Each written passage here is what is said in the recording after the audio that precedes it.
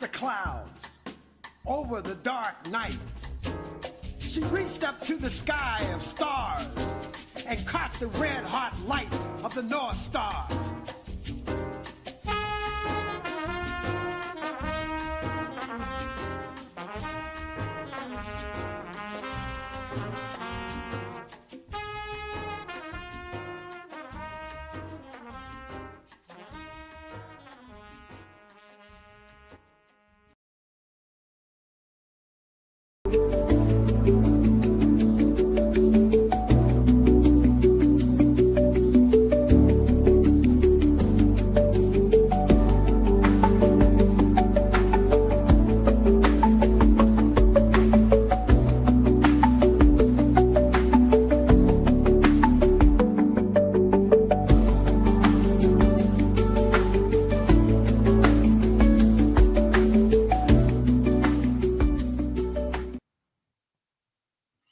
Greetings, and as always, welcome back.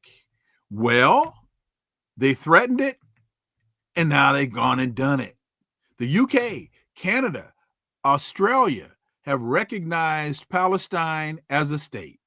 Breaking with the U.S., the three major U.S. allies reversed decades of unwillingness to accept Palestinians as a sovereign nation until their conflict with Israel was settled. And all of this while now the U.S. is threatening to leave NATO after Europe recognized the Palestinian state. What are we to make of this? Let's connect some dots and find out.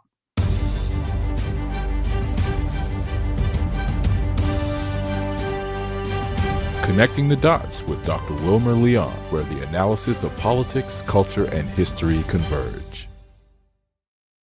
Welcome to the Connecting the Dots podcast with Dr. Wilmer Leon, and I am Wilmer Leon.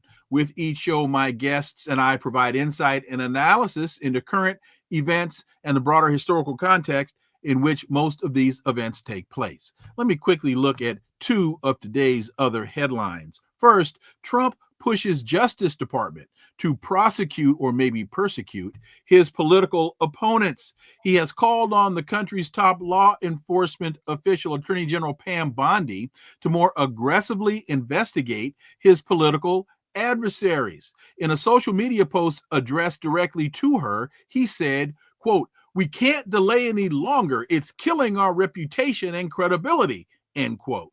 He expressed frustration that, quote, "nothing is being done," end quote, before calling on Bondi to investigate former FBI Director Comey, New York Attorney General Letitia James, and Democratic Senator Adam Schiff. Quote, "I have reviewed over 30 statements and posts saying that essentially same old story as last time, all talk, no action. Nothing is being done. What about Comey, Adam Shifty Schiff, Letitia? They're all guilty as hell, but nothing is going to be done." Trump said this on Saturday.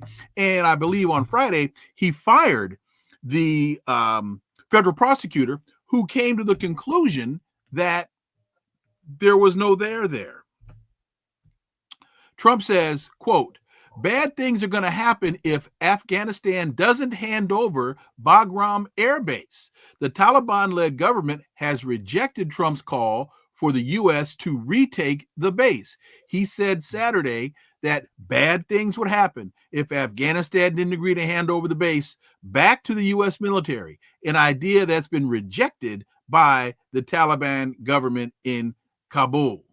Folks, what are you going to do?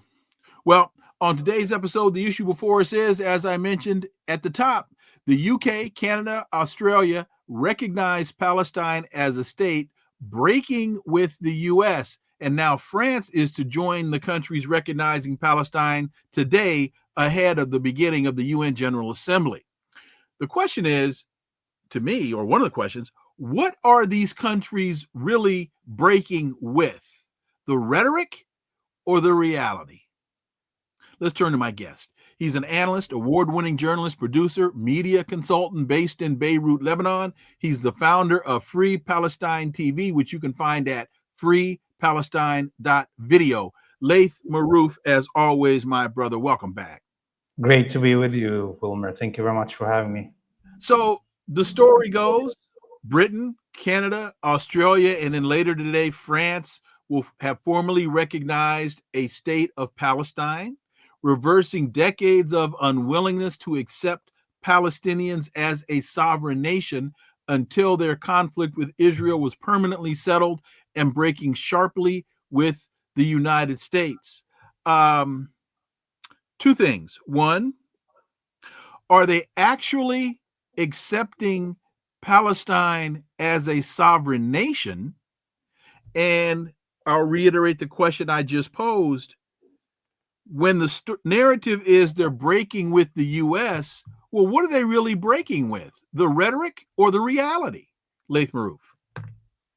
Yeah, look, there's two ways to look at it. Number one, obviously, the pressure cooking within the populations in the Western states, where there's such a huge separation between the democratic will of the people, that the vast majority, as we see through multiple surveys in most Western countries, show that the vast majority of the population are against the genocide and are for the liberation of Palestine, even with surveys showing more people supporting Hamas openly than even Israel, let alone the liberation of Palestine. This is putting so much pressure on the states, specifically in the Anglosphere, which is primarily responsible for the creation of the Zionist colony, the original sin of the creation of this colony.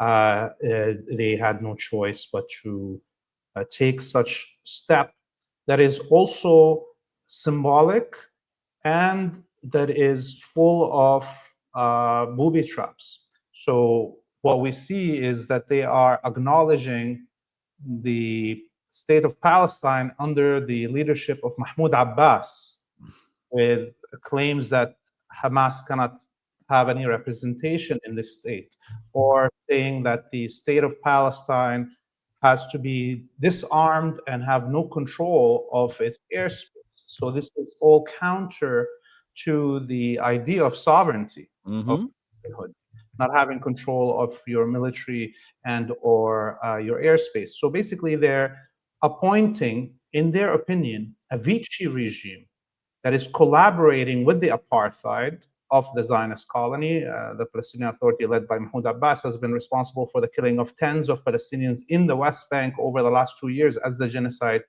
is continuing in Gaza, in collaboration with the Zionists, who are right now mass killing and mass ethnically cleansing villages in the West Bank, not only Gaza. So we can look at it from that point.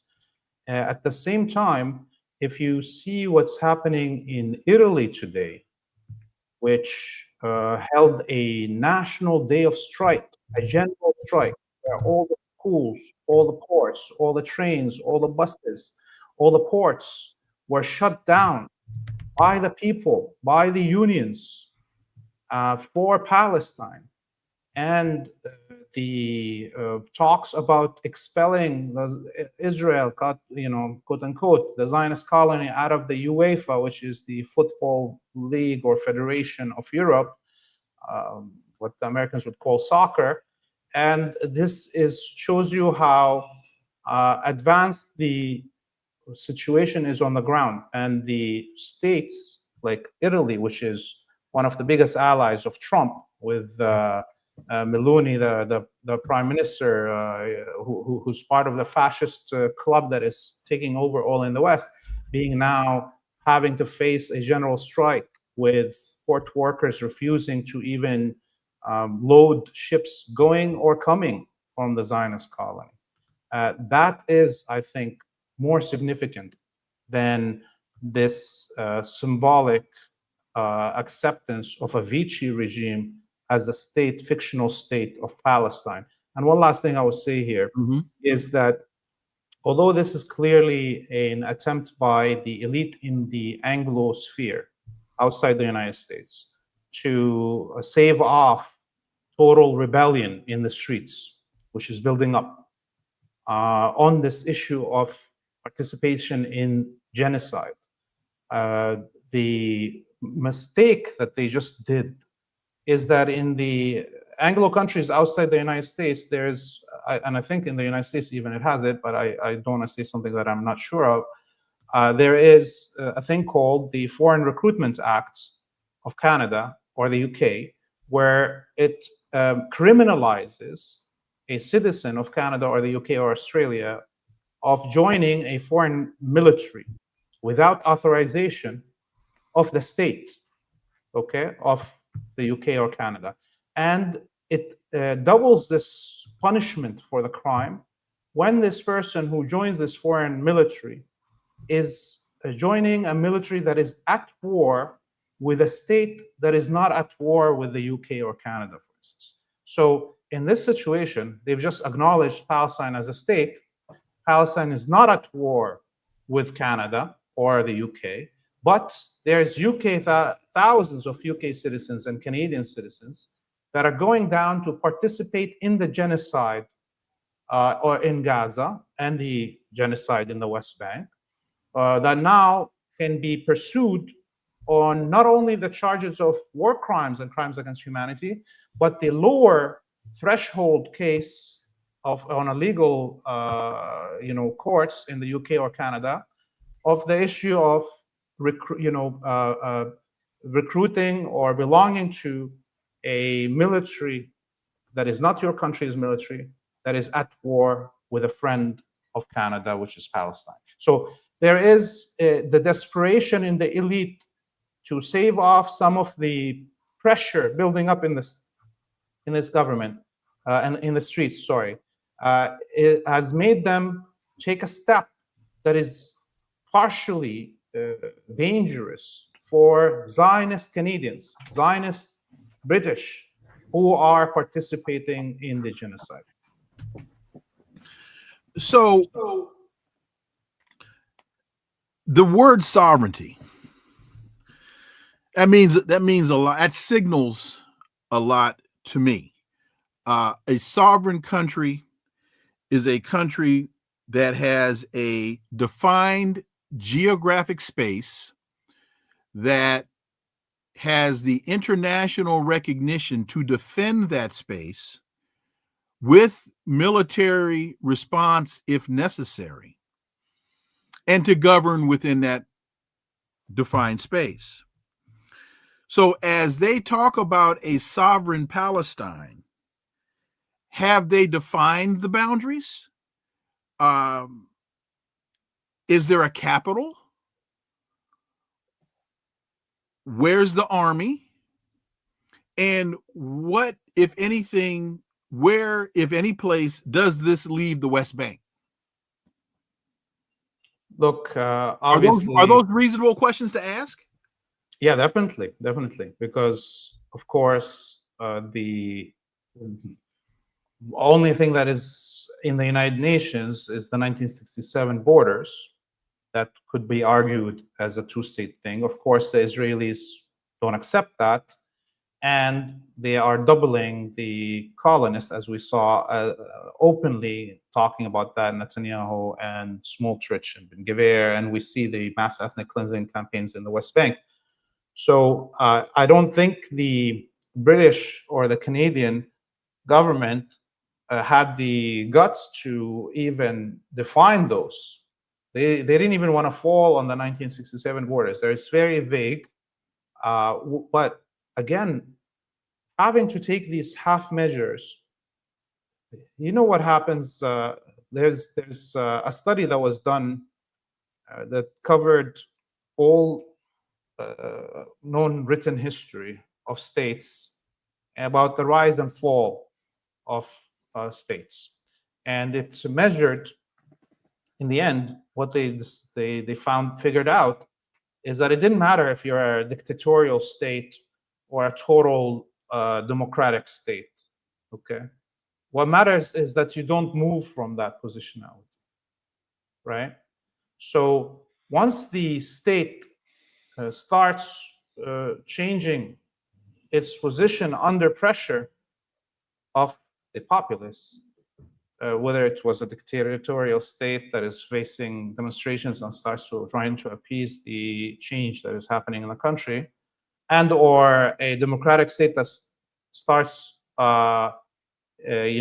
taking away rights in order to save off demonstrations, as we saw in the West over the last 2 years with the demonstrations against genocide. And then actually, once, as we saw right now, the appeasement under this pressure is beginning to happen from the elite in the UK or in Canada, then we should expect the beginnings of the collapse. The state elite have buckled under pressure. Even if this is a camouflaged poison pill that is putting in power a Vichy regime, acknowledging a Vichy regime, collaborationist regime as something legitimate. Even though there's no borders and no capital, and it has to be disarmed and its airspace, violated at will. This is the beginning of the total collapse of the positionality of the elite in the West, and the signals are great.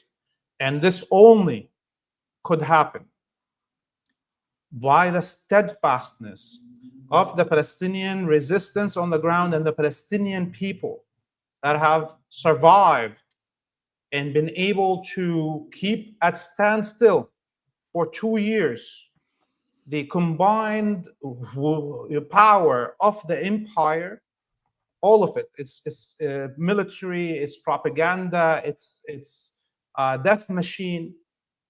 For 2 years, the small extermination camp of Gaza has held the empire at a standstill, and this allowed the rest of humanity to catch up mentally to the reality that there is no chosen people, there's no supreme people, there's no over controlling Zionist and empire that you cannot defeat. If the Palestinian people in the extermination camp of Gaza can withstand the might of the empire, all of us can do. And now we're beginning to see finally the peoples and their movements maturing, I think, and getting to a point where the states have to buckle back. Looking at this from a broader historical context, connecting the dots is what we do here.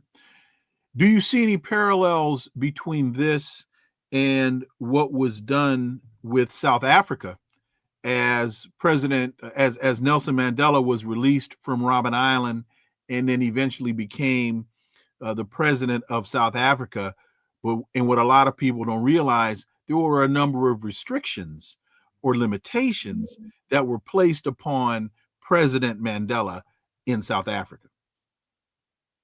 Definitely, there is parallels in terms of the shifts that are happening in international opinion.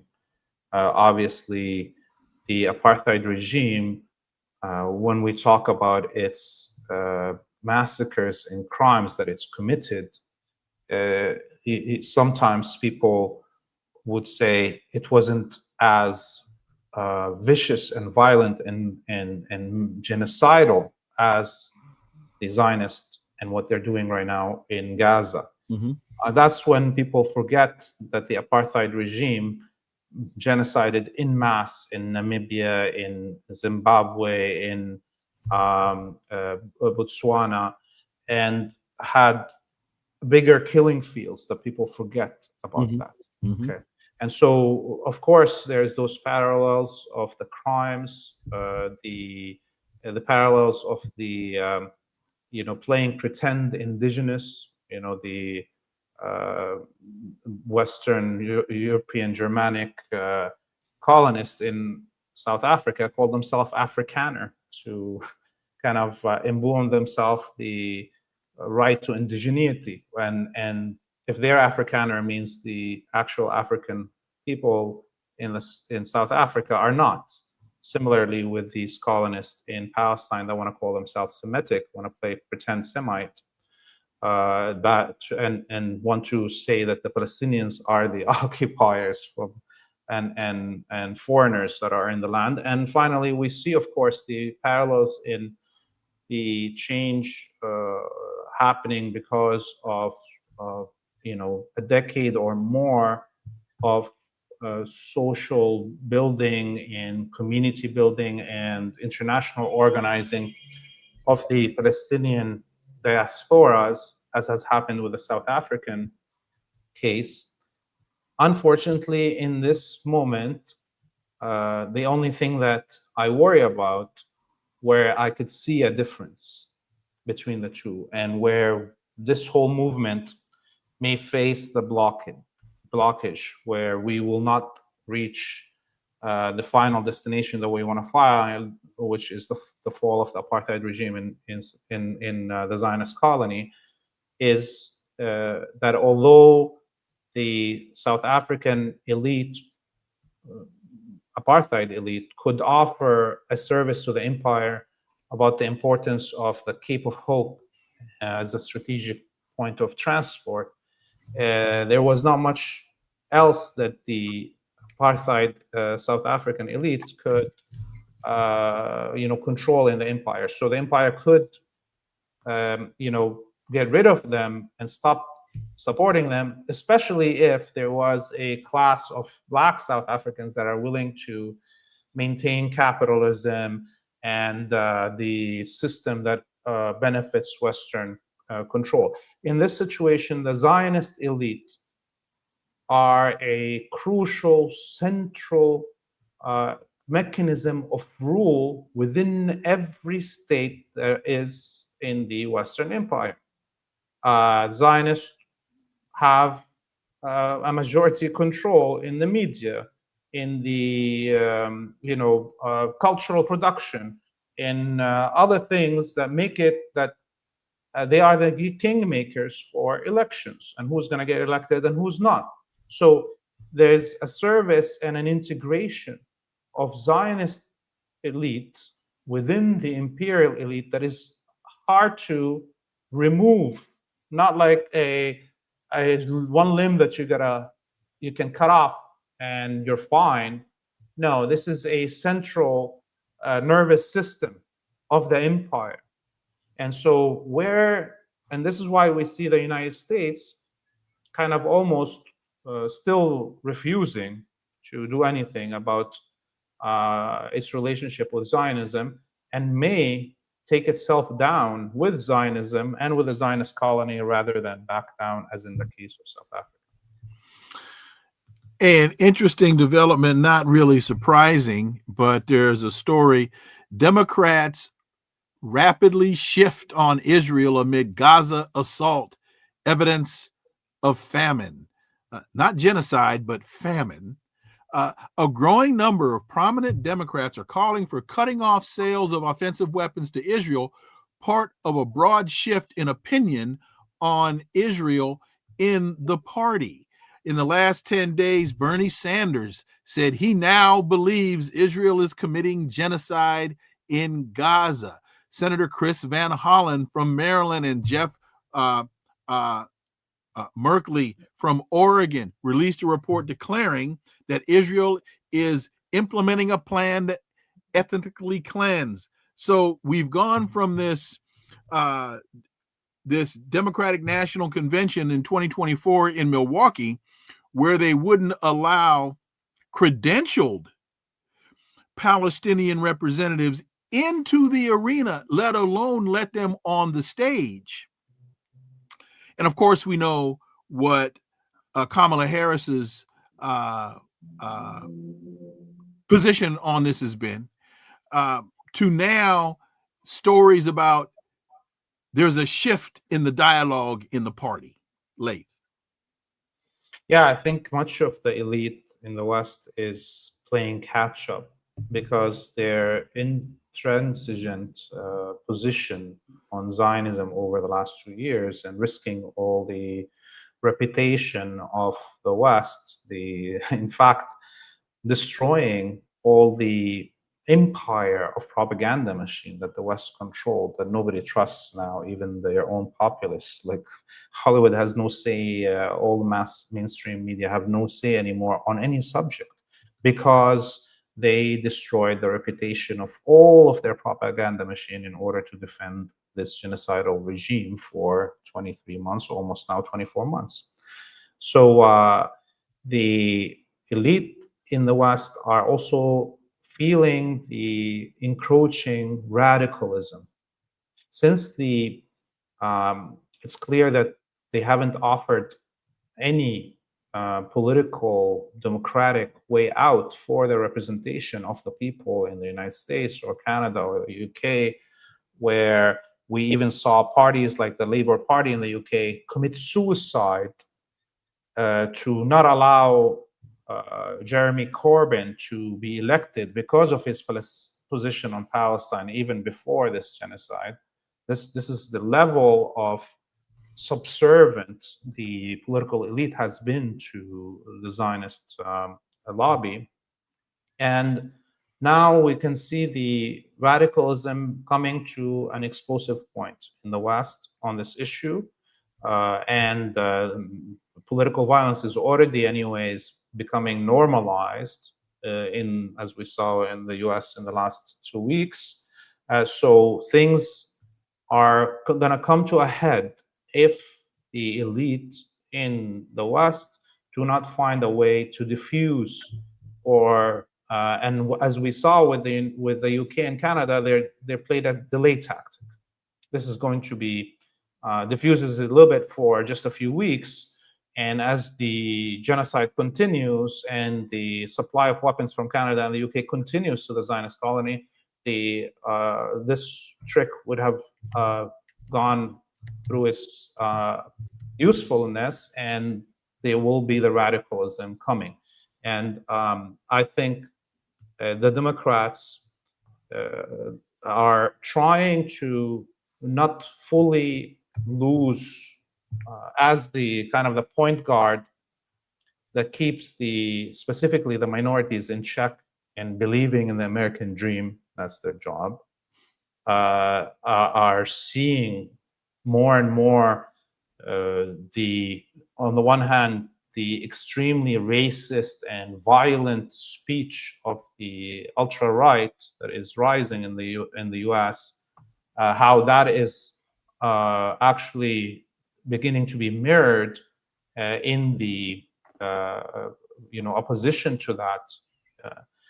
They are trying to find a way to bring some of the stray sheep back into the kennel. So this is how I see it, and I don't think any of this is going to work because the Zionists are declaring openly once more every day, all the Zionist elite, including Netanyahu, that they're going for the total genocide of the Palestinians. This is going to go on. The war is going to actually explode at any moment here in Lebanon and maybe in Iran. Because of this, the whole region is at a boiling point. We saw just a few days ago a retired Jordanian officer crossing the bridge over the River Jordan to the West Bank and shooting two Israeli border officers dead. So things are getting to this point of explosion everywhere, and what we see is much of these elite are trying to find a way to calm down the population. We know that Donald Trump just says all kinds of just incredibly inane, foolish, ridiculous things. Now he threatens to leave NATO after Europe has recognized a Palestinian state. How much of this do you see as empty rhetoric? What all of a sudden? What is the president of is Macron now supposed to tomorrow come out and say, "Oh, we retract this. Now we don't." I mean, your thoughts, Laith? That's just silly. Your thoughts, Laith?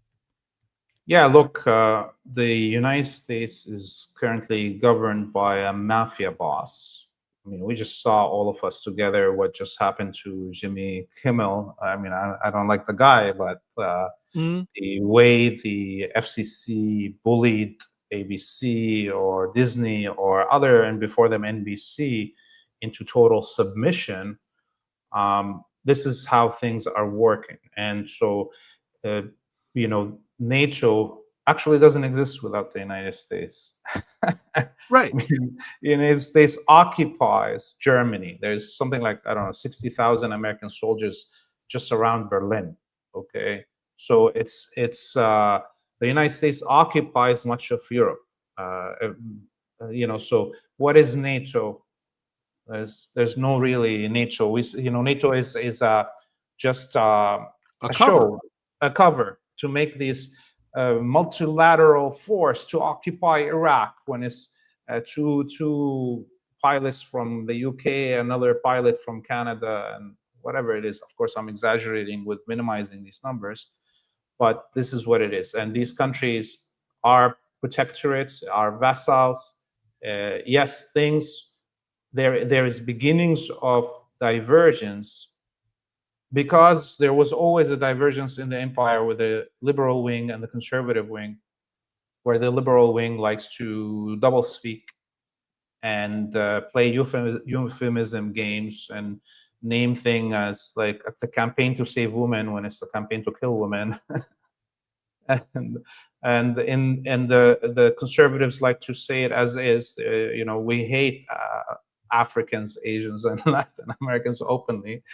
So this is where the divergence is happening. And part of if Trump actually withdraws from NATO, it's not gonna change much.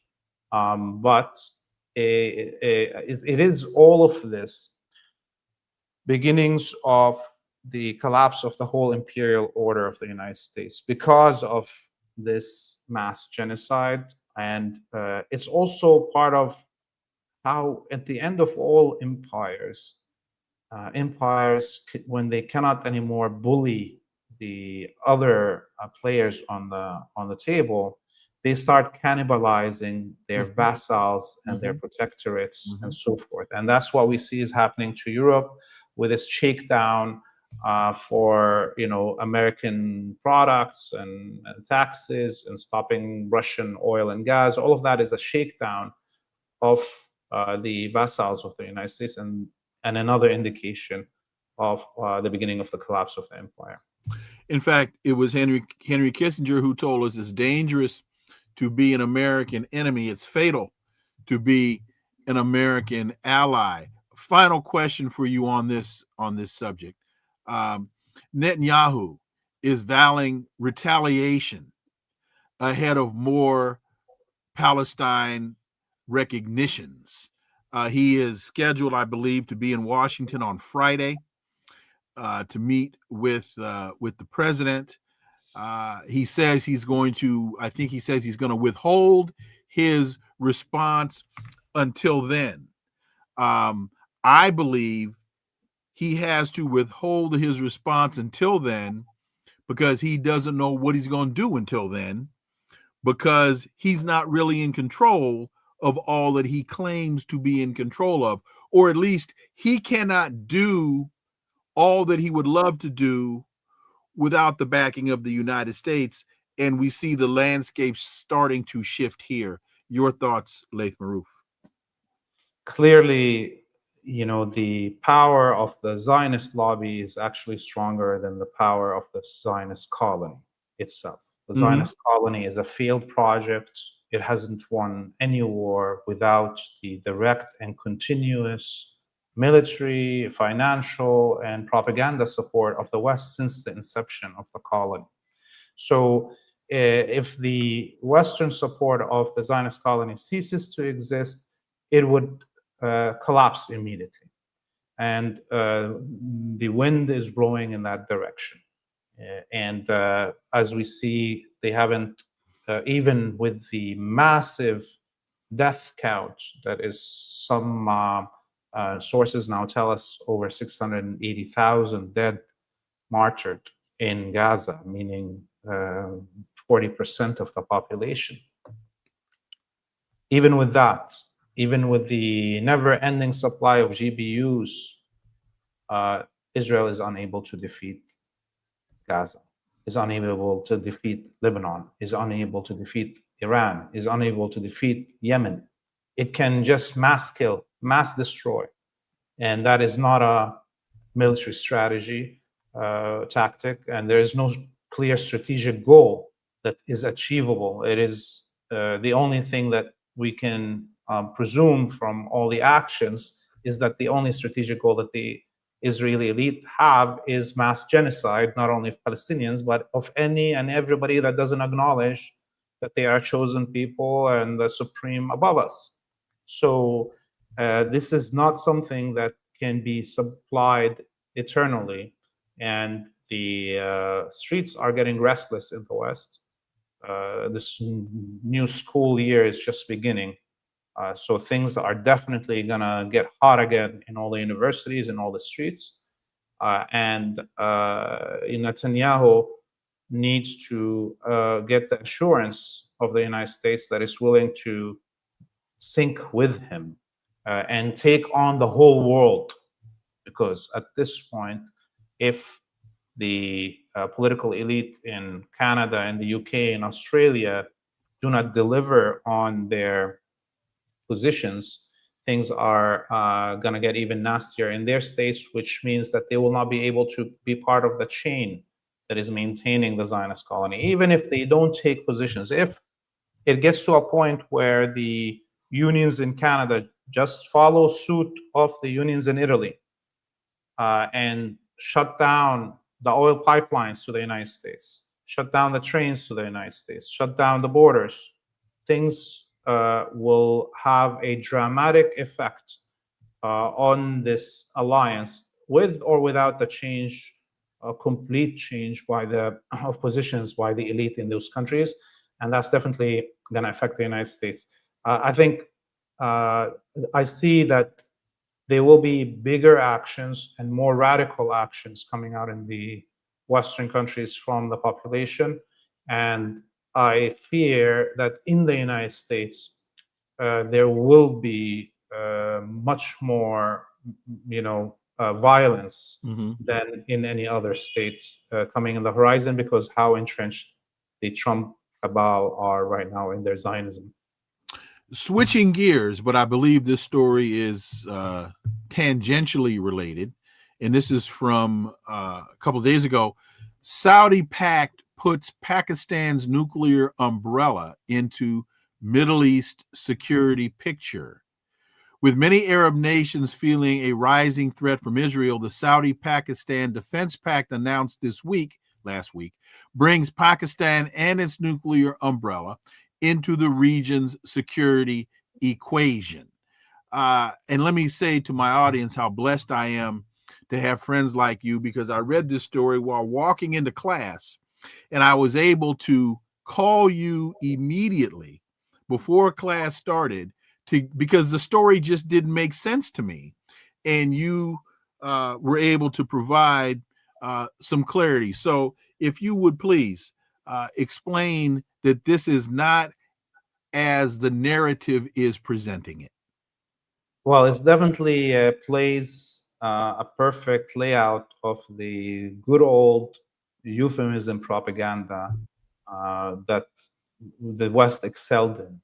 And this is being billed by the Zionists, by the Western media, by the Saudis, as if it's a alliance between Pakistan and the Saudi kingdom against the possibility of attack from the Zionist colony, when in reality it's a threat to Iran, to say that in the case of all-out war, where the United States attempts to invade Iran with Israel, where it will have to use Gulf bases, where Iran will have to retaliate on infrastructure in the Gulf states, that Pakistan will be offering the nuclear threat instead of Israel having to be the nuclear threat against Iran. So you see, this is exactly what is opposite what is being built. And I think this all comes after during that 12-day war between Iran and the Zionist colony, when there was a scary moment for Pakistan as an existential threat, which was in the situation that Israel or the US attack Iranian nuclear sites, and there's a nuclear cloud that falls over Pakistan. And if anyone wants to look, Pakistan is a very thin country all around one river. The land will be contaminated, and then you'll have almost 400 million people starving. This is an existential threat to Pakistan, an attack on any nuclear sites in Iran. And that's when Pakistan hinted that it will retaliate against the Zionist colony if such a nuclear disaster befalls it because of attacks on Iran's nuclear sites. And this is, I think, the attempt of the of the Saudis on behalf of the US and Israel to redrag Pakistan away from the possibility of aligning with Iran, even from a point of view of survival. One last thing I would say about Pakistan and Iran is that both of these countries are mainly populated by Persian peoples that speak Persian languages. There's a historic relationship between these two populations. There's also a huge Shia population in Pakistan, in some estimates around 30%. So the Saudis are always interested in making sure that the Pakistani state does not get too close to Iran, and because it's a threat to the stability of the imperial regime in the region. You might have just answered this question with that last statement, but I'll ask it anyway.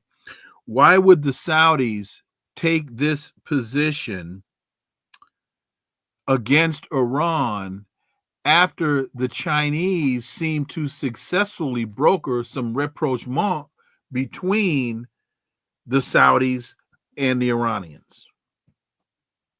Is that a sensible question to ask? Yes. Look, the existence of the Saud regime wouldn't have happened if it wasn't for the direct British interference in Arabia at the end of the 1800s and the beginning of the 1900s, and of course the Sauds being allied with the British during World War I, and this, so this is a regime that has special British forces that are guarding the king, not Saudi forces. Similarly in Bahrain, by the way. Okay, there's a special UK squad that is only there to protect the king from his own family and to make sure he has no say in really how the country is run. It's like gilded situation. So I don't see that Saudi Arabia will ever flip against the United States, not until the ship sinks, and they will do anything and everything they can, as they had collaborated with the Zionists in the 1930s during the Great Revolt in Palestine. They collaborated with the Zionists in 1948. They collaborated with the Zionists against the pan-Syrian and pan-Arab and pan-Muslim movements, against the Soviets, so there is no way that they'll flip just now out of the blue. That's one thing. And I think all this talk about some punishment or for, let's say, the Zionists attacking Qatar is again all part of this just cover to the collaboration under the table. Collaboration under the table. It's a pretty big table. R. Amin, thank you. New member. Thank you very much. Greatly appreciate you joining us on YouTube. This whole story that just seems to have come out of nowhere. Donald Trump is threatening again the Taliban because he wants the Taliban to return Bagram airbase, which Trump erroneously claims the United States built, when in fact I believe the Soviets were the ones that built the airbase.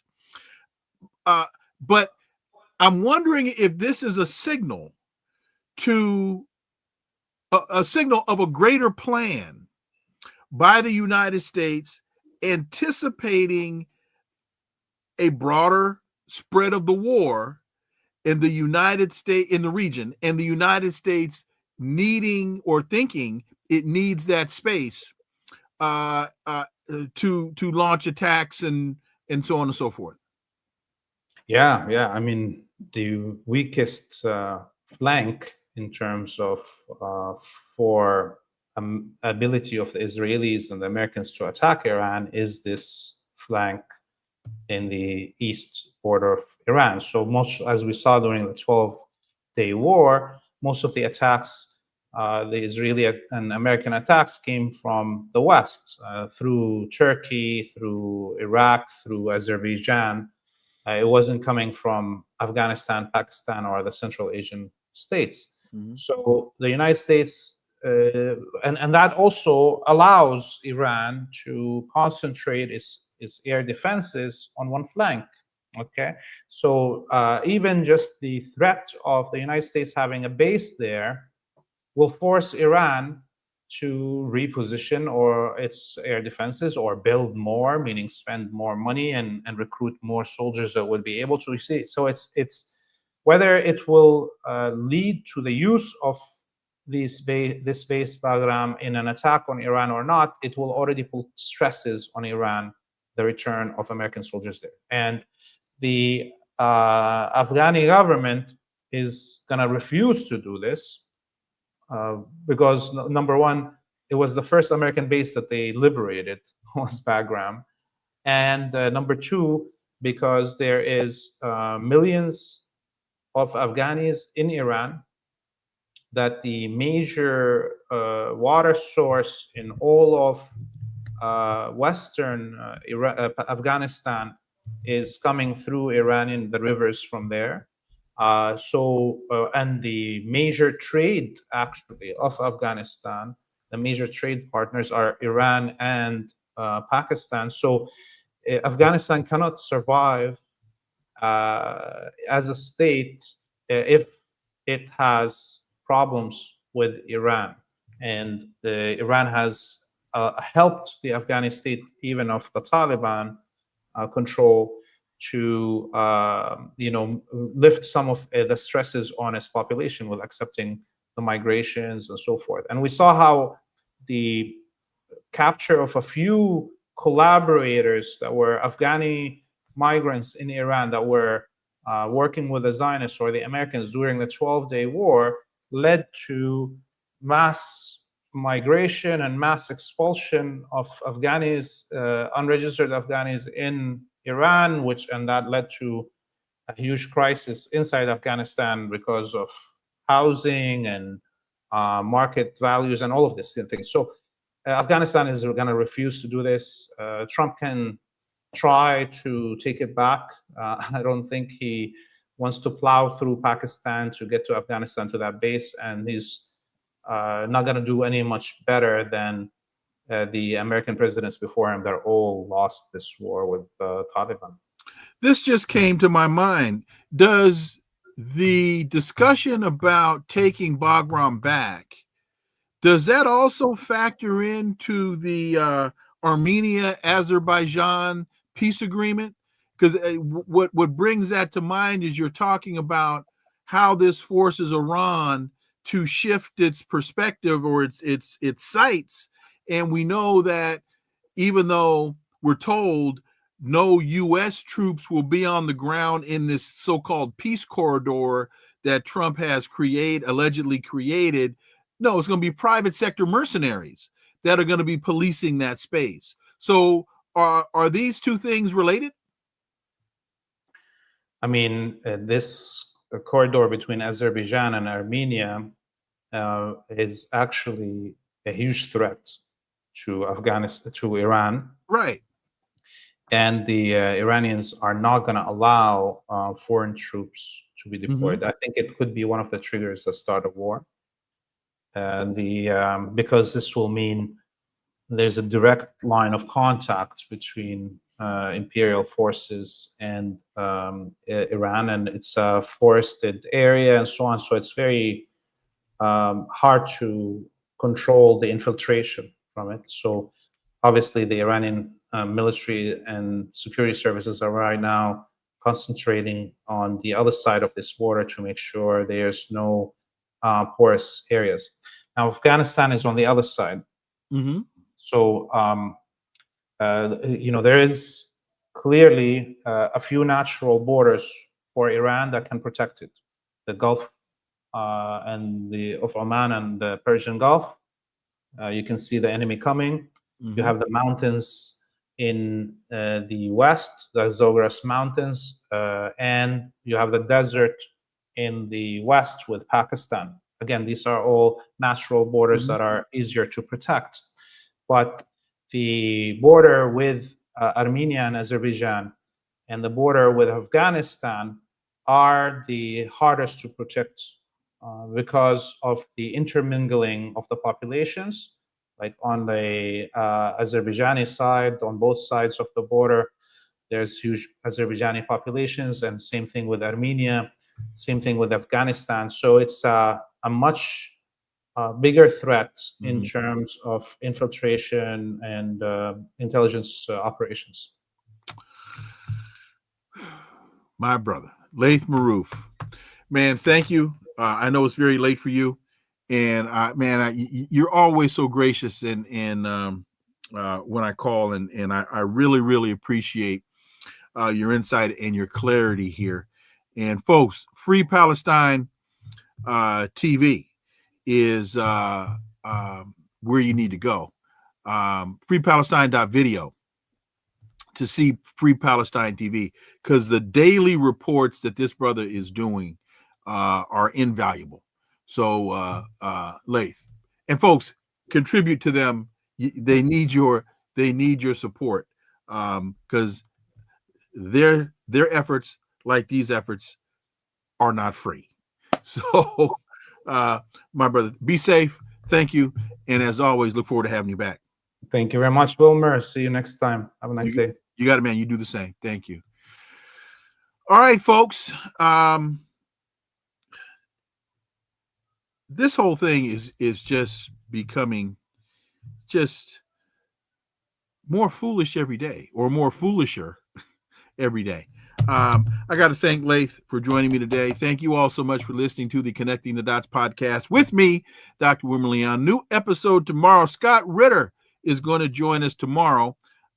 Scott Ritter will join us tomorrow. There's an awful lot for us to discuss with Scott, and it's been too long since he's been able to join us. So he's going to be with us tomorrow. Please follow, subscribe, leave a review, share the show. I thought we kicked this rascal out the park.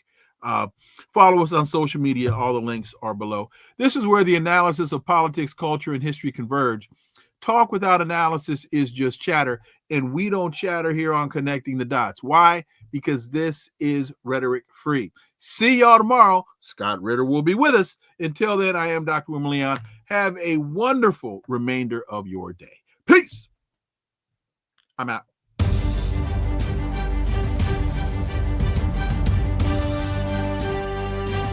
Connecting the Dots with Dr. Wilmer Leon, where the analysis of politics, culture, and history converge.